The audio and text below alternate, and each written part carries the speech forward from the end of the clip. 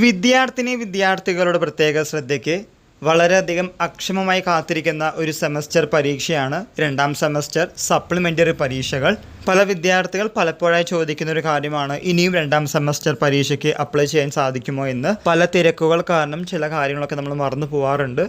അങ്ങനെയുള്ള മറവികൾക്കുള്ള ഒരു മറുപടിയുമായിട്ടാണ് വന്നിരിക്കുന്നത്.